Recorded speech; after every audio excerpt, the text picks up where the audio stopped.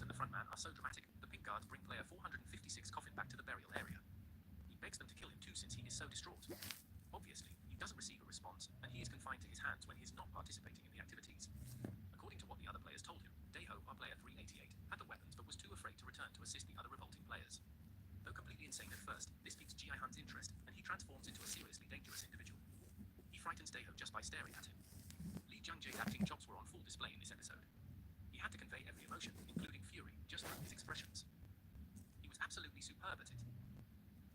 Love it? Save it. Buy it later on the Amazon app. Download the app. Deals that will make you go crazy. Shop fashion, home, toys, and more. Visit your new... But it. The following activity, a variation of hide and seek, is about to begin. I felt compelled to add one more remark about how all this show is.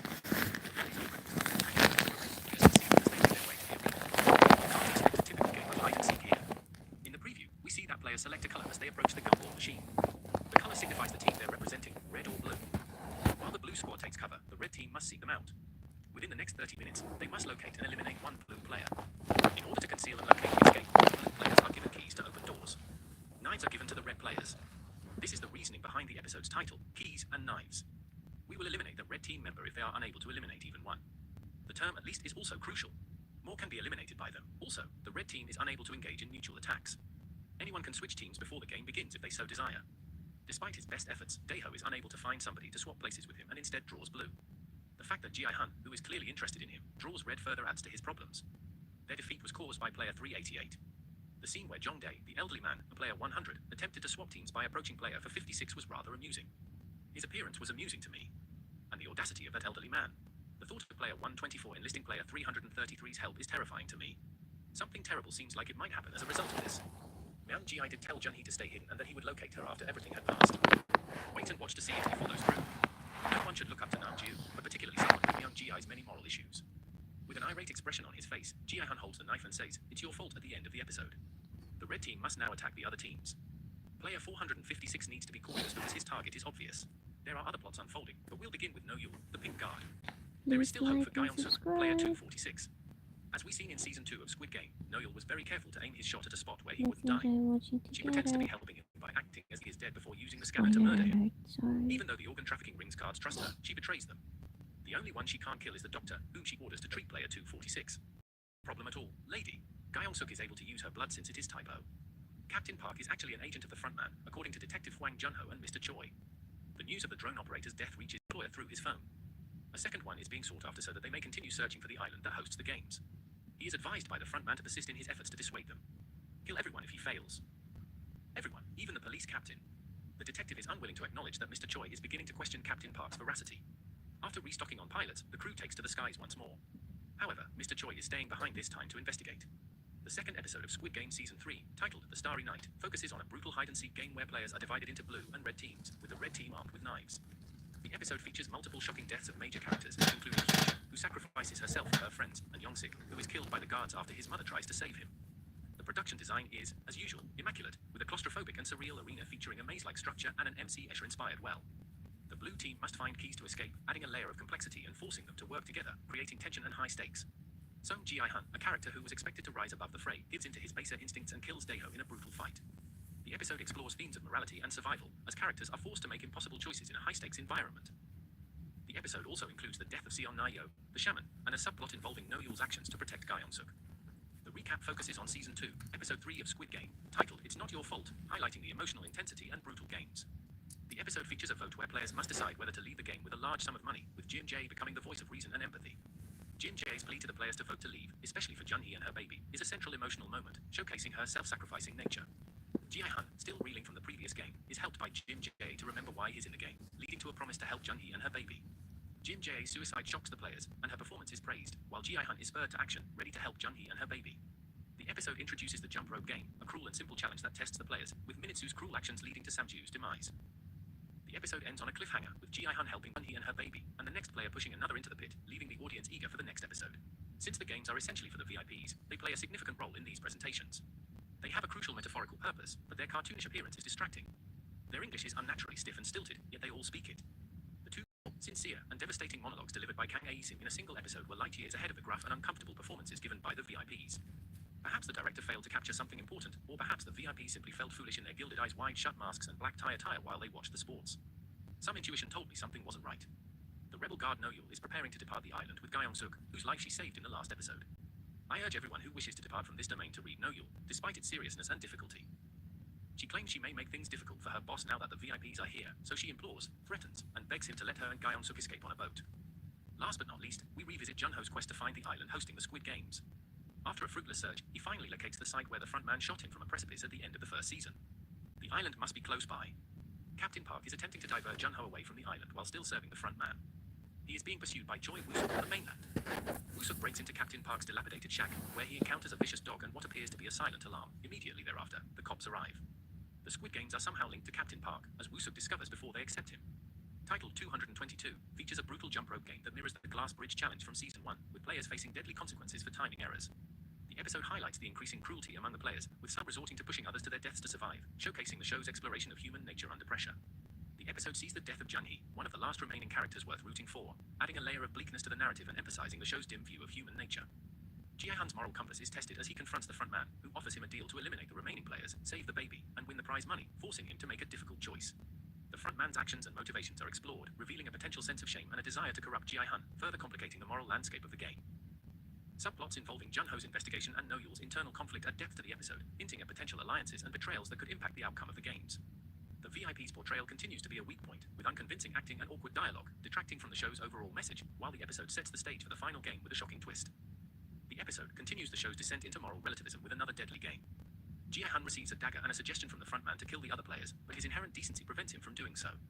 Flashbacks reveal the frontman was once a Squid Game winner who accepted a similar offer from Illinois. The frontman witnesses Jae-han's different choice, realizing not everyone is as morally corrupt as he is.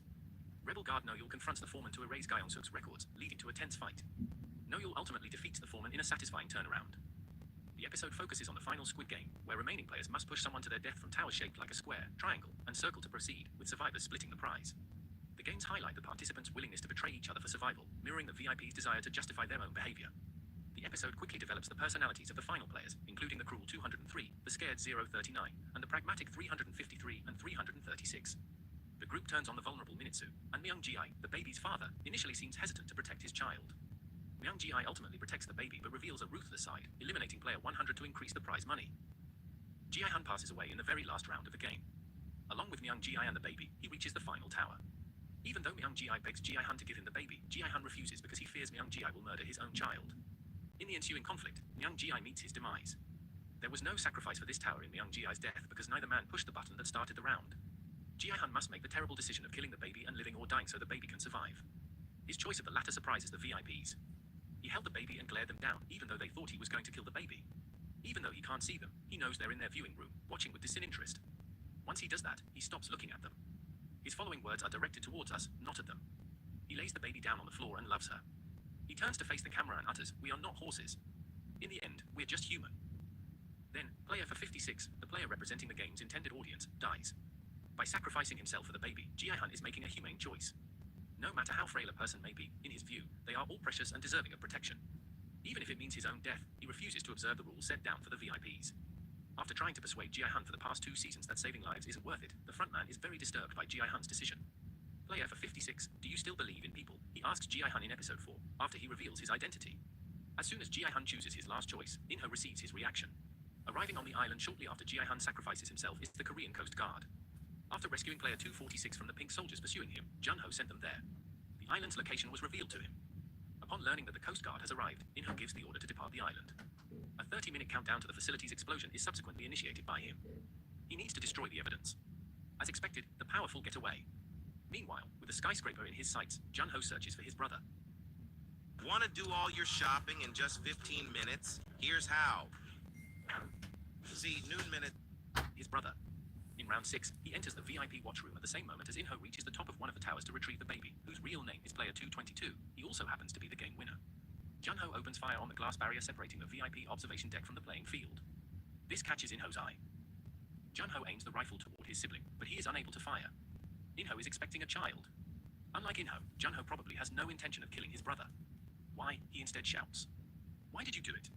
Without saying a word, In-ho simply turns aside and departs. The child of Junhee and the game's rewards are waiting for Junho when he returns home 6 months later. Probably In-ho left them, Junho doesn't want to. He clearly wants his brother to be happy. Since he handed it to Junho, it appears that he too wants the baby to live a good life. At the show's conclusion, the frontman is seen in a car, having delivered Ji-hun's earnings to his daughter. He rolls down his window to investigate the sounds of slapping and dark G emanating from a nearby alley. Recruiter is the character played by Kate Blanchett. She returns her attention to her task after giving the frontman a quick glance and acknowledging him. Despite the lack of confirmation, the scenario implies that the game will be played in the US. The fact that people from all over the globe participate in the game was revealed in Season 1. In October 2024, Deadline was informed by sources close to the production that David Fincher will be helming an English-language adaptation of Squid Game. It is possible that the opening scene of Squid Game, America, is the same as the one that ends Season 3. Thank you for watching. With only a few days left until the season finale is released, I decided to do a full recap for you guys. The story begins with Gi-hun, a gambling addict who lives with his mother. The first episode does a solid job of showcasing the extent of his addiction. Whether it involves his dying mother or his daughter, Gi-hun always puts gambling first. In his mother's case, he stopped paying for her medical insurance. And when it came to his daughter's birthday, instead of taking her out to dinner and buying her a thoughtful gift, he chose to gamble the money away. We see that Gi-hun is drowning in debt, with no realistic way to pay it off. Even after winning 4.56 million won from betting, it still wasn't enough to cover his debts. To make things worse, that money ends up being stolen from him. But Gi-hun wasn't always like this. Most people focus only on the worst parts of his character, and overlook a crucial detail that, in my opinion, is the cornerstone of who he truly is. As I said, Gi-hun used to be a normal husband, son, and father. Everything began to fall apart after he lost his long-term job at Dragon Motors, where poor management decisions led to widespread layoffs. Gi-hun and his co-workers, including a man named Young-bae, went on strike, hoping to save their jobs or at least negotiate better conditions. During the strike, likely during an attempt to break it up, one of the workers was killed, collapsing and dying right in front of Gi-hun. After that, Gi-hun was blacklisted and eventually forced into early retirement due to restructuring in 2011. Afterward, he tried to make ends meet by opening a chicken shop named after his daughter, and later a small snack bar. But over time, his life truly unraveled. His wife left him and took custody of Gayong. He moved back in with his mother, and gambling slowly consumed him. He began cutting essential expenses, like health insurance, and the only job he could get was as a chauffeur, barely enough to cover the interest on his debts. All of this led to the desperate financial situation he found himself in when Squid Game began. Later in the episode, alone and depressed, he meets an elegant man in a subway station who invites him to play a simple game of Dakji, where the prize is a surprising amount of money. After the game, Gi-hun receives an invitation to a much bigger competition, offering a life-changing amount of prize money. Driven by desperation, Gi-hun sees no other option but to join. He finds himself in a room full of people, all dressed identically, the only distinction being the number displayed on their chest. We're then introduced to a few of the key characters who will play major roles throughout the season. Player 001, Oh Il-nam. Player 067, Sai Bayok, the pickpocket who stole Gi-hun's money. Player 101, Jang Deok-soo, quickly becomes the main antagonist among the players. Player 218, Cho Sang-woo, Gi-hun's childhood friend and a graduate of Seoul National University. After the guards enter the room and explain the rules, the players are required to sign a simple consent form to begin the games. They are then led to the first challenge, Red Light, Green Light, a childhood game almost everyone has played, but it doesn't take long for them to realize the horrifying truth. Elimination means death. Panic erupts among the players, and many are killed in the chaos. Toward the end of the episode, Gi-hun is just steps away from the finish line when he trips over a fallen body. In that critical moment, he's caught and saved by Ali, the last of our main characters to be introduced, who prevents him from falling and ultimately saves his life. The second episode begins with players begging the guards to stop the monstrous games and let them leave. That's when Song-woo brings up a crucial clause from the consent form. तू फिर से दाखला का लाया SR के है ना Alert. SR के Tight है इसलिए सर की. Stain removal king. मॉम बोलेगी ये जिद्दी दाग नहीं जाएगा जाएगा. चौंक गए? नया टाइट है. Stain removal king. टाइट है. असली एसआर के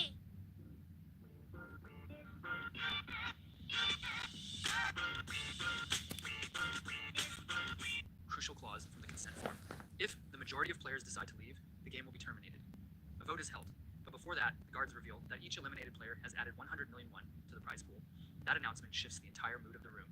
Moments ago, everyone wanted out, but now, faces begin to change as the massive prize looms large in their minds. The vote ends in a perfect tie. 100 players want to leave, and 100 want to continue. The deciding vote comes down to player 001, Il-nam, who ultimately votes to end the game, for now, and everyone is sent home. But reality quickly sets in. One by one, we learn the backstories of the main characters, and it's clear they all have little left to live for. Sang-woo re-enters the game to prevent his mother from losing everything, repay his investors, and avoid prison.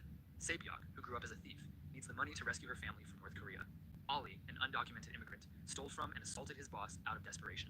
And Deok-soo, the gangster, is being hunted by the mafia and needs to clear his debts. Gi-hun, driven by a sense of justice, goes to the police to expose what he experienced, but no one believes him. except for one detective, Junho, whose brother disappeared under similar circumstances and received the same mysterious game card. The episode ends with most players choosing to return to the game, and Junho secretly following them. Once back in the facility, Gi-hun realizes that aside from 18 players, everyone else has returned. The group dynamics begin to form. Gi-hun's group includes Ali, Il-nam, and Sang-woo, while the antagonistic group consists of Deok-soo, Se-byok, and Han-min-yo.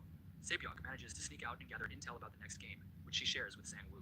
Putting the clues together, Sang-woo deduces that the next game is Dalgona, where players must carve out a specific shape without breaking it. Surprisingly, when Sang-woo learns that Gi-hun is about to choose the most difficult shape, he hesitates and decides not to warn him. This moment reveals a key aspect of Sang-woo's personality. Despite their childhood bond, he views Gi-hun as a competitor, not an ally. He's in it for himself. The rest of the episode follows the Dalgona challenge, and all of the main characters manage to survive once again. Meanwhile, Junho successfully infiltrates the island by disguising himself as one of the guards. Gi-hun briefly suspects that Sang-woo might have known about the previous game in advance, but he quickly dismisses the thought, feeling grateful that everyone in his group survived. Next, we witness one of the most unfair and grotesque deaths in the series. Deok-soo's group takes 2 portions of food, leaving some players with nothing. One of them, player 271, confronts Deok-soo and tries to fight back, but he's no match. Deok-soo kills him in cold blood, right there in front of everyone. What's worse is that this murder happens right in front of the guards, and yet Deok-soo receives no penalty, not even a warning. He isn't eliminated or punished, which clearly shows that the game organizers are willing to tolerate this kind of violence. They won't intervene in player conflicts. This moment foreshadows the chaos of the next special game, a night where players are expected to attack each other to thin the competition and increase the prize pool. Everyone senses what's coming.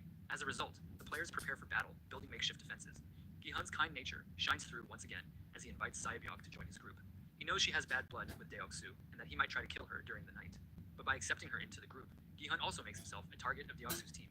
When the night arrives, it turns out to be even more brutal than expected. It's a true battle royale where every player is on their own. The bloodshed only stops when player 001 climbs to the top of a bunk bed and begs the organizers to end the madness. Afterward, we get a deeper look into the evolving group dynamics, particularly Se-byok's integration into Gi-hun's team. The next game is announced Tug of War. Our main characters manage to survive, thanks to Il-nam's clever strategy and Sang-woo's quick thinking. At one point, they even let go of the rope temporarily to unbalance the opposing team, a risky move that pays off. Meanwhile, Min-yo joins Gi-hun's group after being betrayed by Deok-soo in the previous round. By this point, most of the remaining players have grown desensitized to the violence. Death is now part of their everyday reality. We also begin to learn more detailed backstories about each character, adding emotional weight to their choices. Meanwhile, Junho continues to dig deeper into the organization. He uncovers a secret organ trafficking operation, barely escapes capture, and eventually finds himself in the frontman's private quarters, the person in charge of the entire SQUID game operation. Later, Junho stumbles upon the archive room and discovers a shocking truth. His missing brother was not only invited to the games, but he actually won them. Episode 6 is one of the most heartbreaking episodes in the entire series. The players are asked to form teams of 2. Naturally, most team up with someone they trust deeply. Sang-woo betrays Gi-hun by choosing Ali as his partner, while Gi-hun, out of compassion, chooses Il-nam. He didn't want the old man to be left alone and killed just because no one picked him. Once the game begins, the horrifying twist is revealed. Partners won't be working together, they'll be playing against each other. Only one person from each team will survive. This is the first game where we lose some of our main characters. Ali is tragically betrayed by Sang-woo, who switches his marbles with a bag of stones. Il-nam sacrifices himself, allowing Gi-hun to win the game, marking one of the most emotionally devastating moments of the entire season. We learn more about Sang-woo's character here. He's someone who will do absolutely anything to win. At the same time, Gi-hun's kindness starts to fade. In this game, he takes advantage of Il-nam's dementia in order to survive. It's a subtle, but significant shift in his character. The rest of the episode continues with the game unfolding. And let me tell you, it leaves a lasting mark on the players. They're not the same after this one. One player is so broken by what happened that he ends up committing suicide.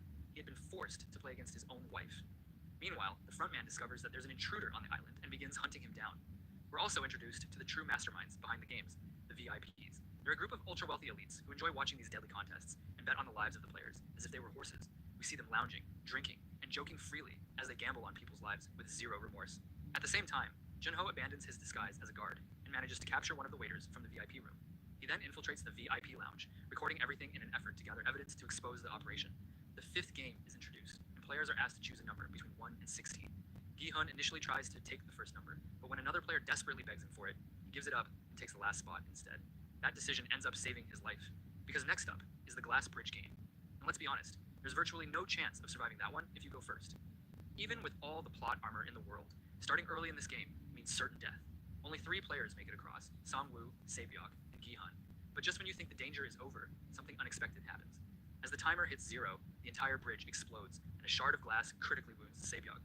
Back in the VIP lounge, one of the VIPs invites Junho to a private room, but Junho reveals his true identity as a detective, exposes the VIP, and records him, hoping it will be enough to bring the entire operation down.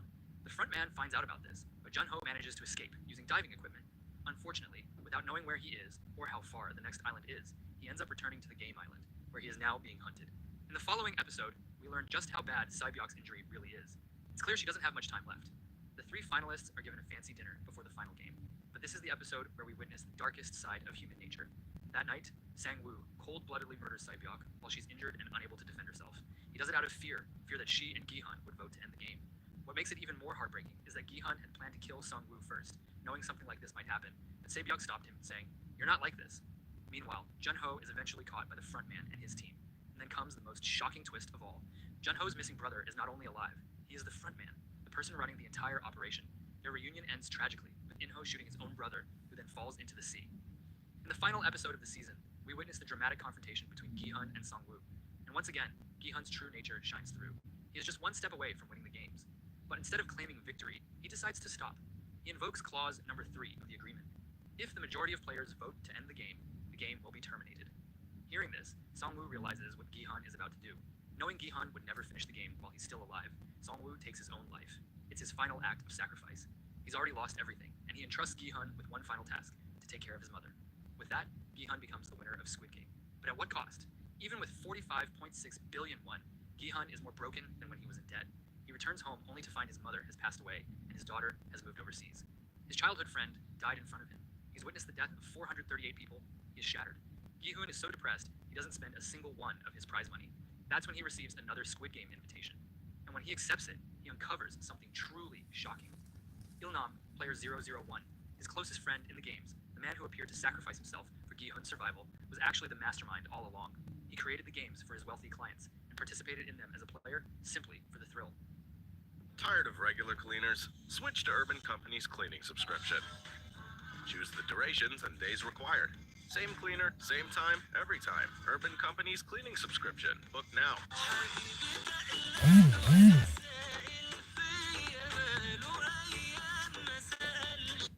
And participated in them as a player simply for the thrill.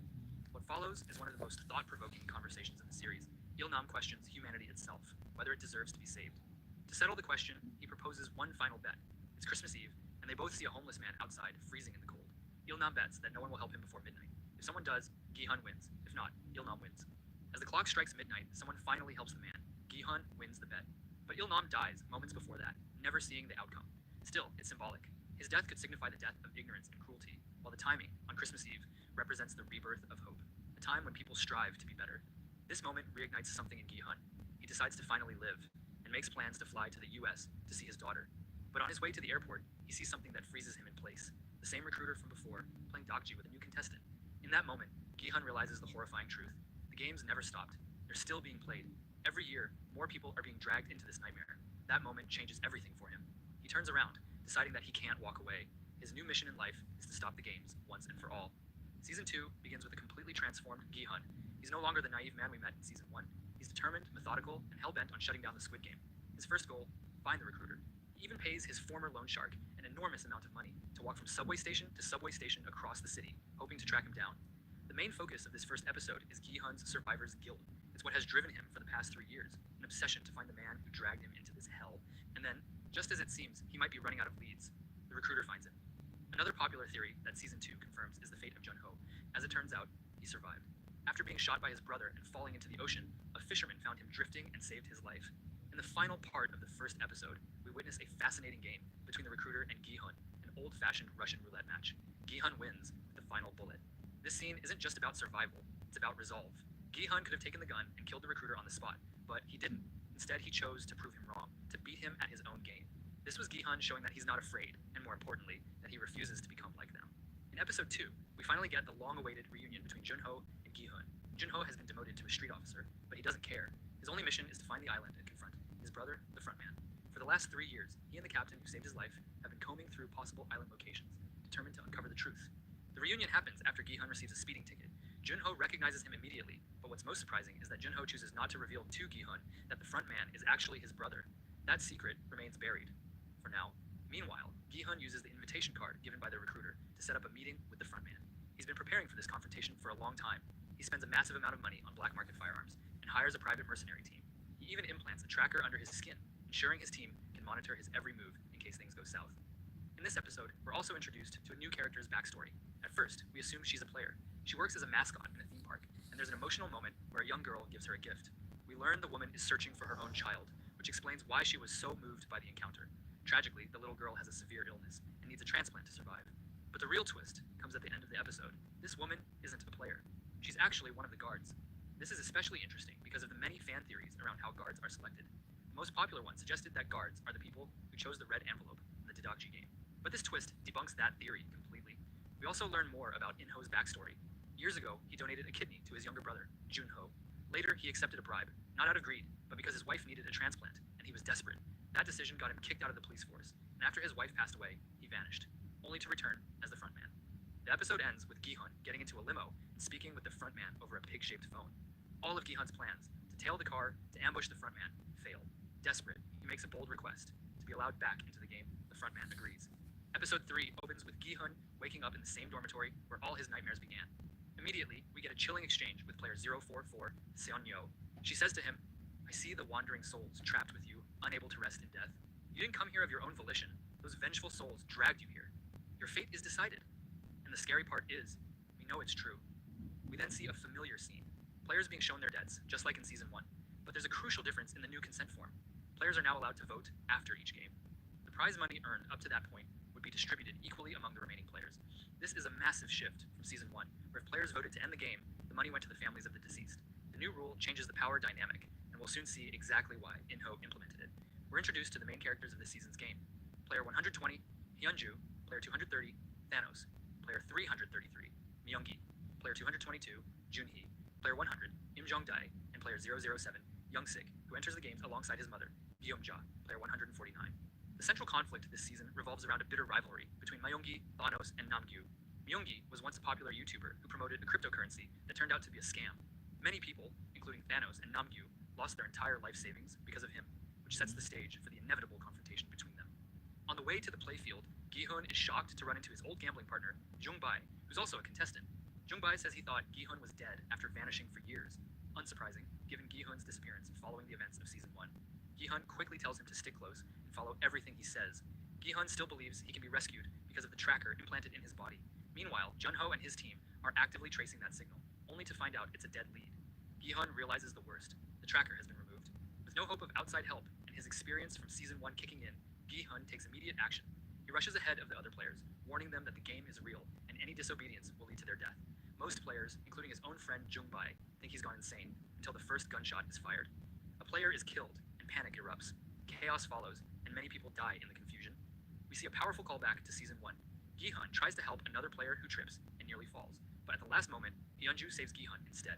Sadly, the player Gi-hun tried to save is ultimately killed by none other than No-eul, the woman we saw in Episode 2. During this moment, she also recognizes player 246, Gyeong-seok, as the father of the little girl who gave her the drawing earlier.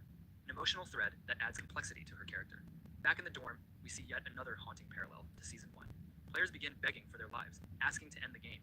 In a striking reversal of roles, Gi-hun invokes Clause 3 of the contract, just as Sang-woo did before. If the majority vote to stop the games, they end, and the prize money is split among the remaining survivors. But as in Season 1, the guards first display the prize money earned from the previous game. You can almost feel the atmosphere shift. The players' expressions harden as greed takes hold. Once again, survival starts to feel secondary to wealth. The voting begins, and just like last time, the results mirror Season 1. To Gi-hun's horror, more and more players vote to continue the game. In a desperate move, Gi-hun does something unthinkable. He reveals himself as a past winner. He tries to warn everyone of the horror that awaits them, hoping the truth will wake them up. But the plan backfires. The players don't believe him. Or worse, they don't care. The vote ends in a tie. Then comes the shocking twist. The final tie-breaking vote belongs to player 001. But unlike Season 1, where 001 was Il-nam and voted to end the game, this time, player 001 votes for the game to continue. And that's when we get one of the biggest revelations of the season. Player 001 is none other than In-ho, the frontman himself. The man in charge of everything has entered the game. Episode 4 introduces the central theme of the season, the battle of principles between Gi-hun and In-ho. This ideological clash is the heart of the show moving forward. We're also introduced to the final major character, player 388, Dae-ho, and we begin to see how the group dynamics take shape among the remaining players. We start to witness more personal interactions and alliances forming. It's revealed that player 222, Junhee, is pregnant. A shocking discovery that player 149, Guillaume-ja, notices immediately. As someone who has helped many women give birth, Guillaume-ja can tell that Junhee is nearing labor. Later in the episode, it's revealed that the father of Junhee's baby is none other than player 333, Myunggi. This complicates the tension, especially considering Younggi's role in the crypto scandal that devastated many of the other contestants. We also learn more about Daiho. He's an ex-Marine, and this shared military background forms a quick bond between him and Yungbai, Gi-hun's longtime friend. The episode delves deeply into Inho's backstory. We learn the emotional weight he carries. His decision to join the Squid Game was rooted in tragedy.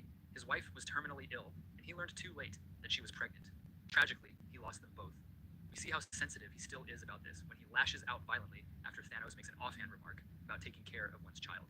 It's a rare glimpse into Inho's fractured humanity beneath the mask of the frontman. One of the major differences this season is that we also get the perspective of the guards. In particular, we're introduced to a brewing conflict between Guard 11 and one of the senior Black Square guards. Guard 11 becomes increasingly disillusioned with the brutality and inhumanity of the organization, who was attacked for standing against the organ harvesting trade happening within the ranks. Meanwhile, Junho continues his relentless mission to locate the island. The episode ends with the second game of the season, the six-legged pentathlon. Players must form teams of 5, and this is where our core alliances are solidified. These groups will define the emotional and strategic core of the show going forward. The 3 primary teams are Gi-hun's team, Gi-hun, Jungbai, Daiho, Inho, and Junhee. Thanos' team, Thanos, Namgyu, Minsu, and Sami. Hyunju's team, Hyunju, Geumja, Youngsik, and Youngmai. Episode 5 picks up with the continuation of the six-legged pentathlon. The stakes are high, but surprisingly, none of the main characters are eliminated. The episode takes a step back from the action to give us a deeper look into the motivations of each player, why they joined, what they left behind, and what they're willing to sacrifice. We also continue to see the situation between the guards deteriorating. No ERL is attacked by fellow guards for standing up against the organ harvesting operation, signaling a growing fracture within the internal hierarchy. A new vote is held, and with it comes the first major betrayals of the season. Despite promising his mother he would vote to stop the games, Youngsik chooses to continue. Even more surprising is Hyunju, who also votes to keep going, despite showing a more empathetic side earlier. But the most heartbreaking betrayal comes from Jungbai, Gi-hun's best friend, who also votes to continue the games. Seeing the vote leading toward continuation again, Gi-hun prepares to speak up, but before he can, player 001 steps in and pleads with the other players, trying to appeal to their conscience. He delivers a passionate argument, urging them to stop before it's too late. But greed, once again, wins. The players vote to continue, sealing their fate and forcing them into the next deadly game. After the vote, we witness the emotional aftermath. Players begin to lose hope, and trust among them starts to crumble. Desperation sets in, and alliances that once felt unshakable now show signs of decay. The episode ends with the introduction of the next game, Mingle. Free, easy returns with the Amazon app. Download now. My family's concerned. They think I have an issue with not leaving the house anymore. That's why my first order arrived in 11 minutes. Then I just kept ordering. For example, I ordered shampoo and it arrived before the shower even got warm. I needed a new controller for my PlayStation. It arrived less than 10 minutes. I ordered a new... Wait, sorry? they deliver phones too? Yes, it's all phones. I literally just ordered this 15 minutes ago. Wow, that's quick. Yeah. What's the name of this thing again? New minutes. Just download it. You can get anything you want across the whole of UAE in 15 minutes.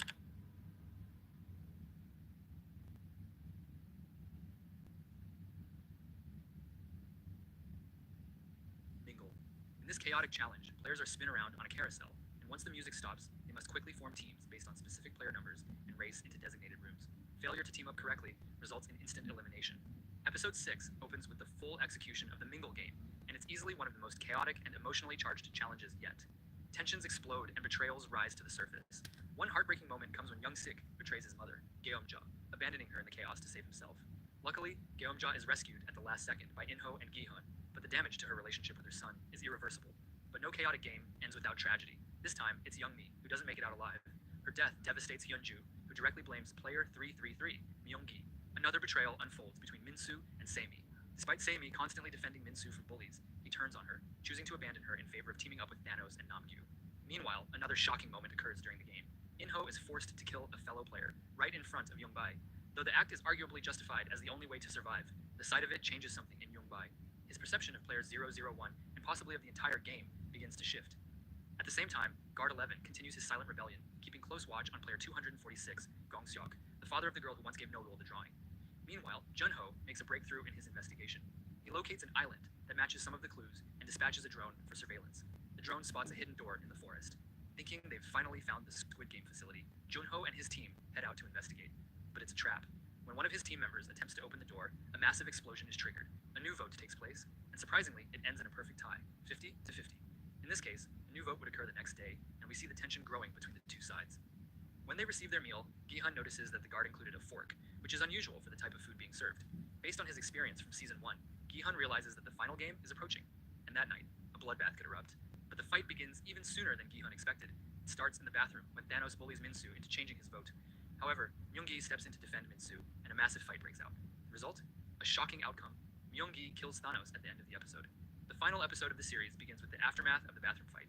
Once both sides return to the dorm, the players who voted to leave the game realize they now hold the majority. This only strengthens Gi-hun's belief that later that night, the O players will attack.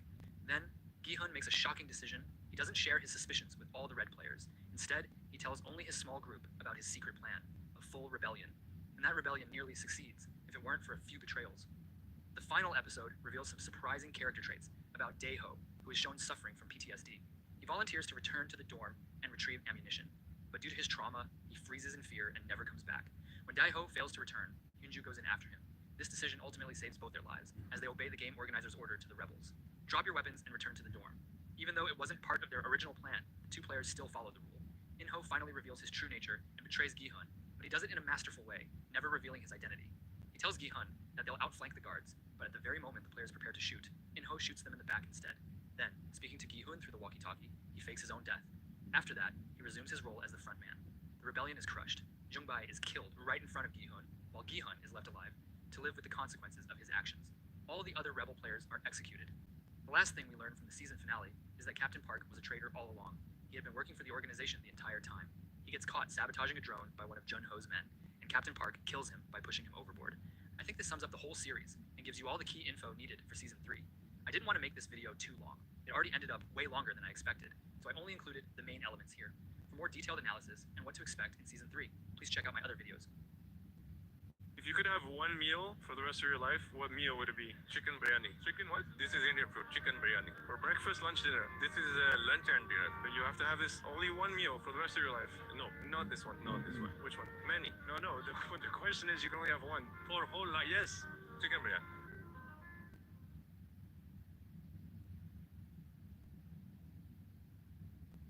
Invest in off-plan properties in NBR City on Beirut. Green spaces, crystal lagoons and world-class living. Find your next off-plan property on Beirut. Beirut.com. Real data, real brokers, real properties.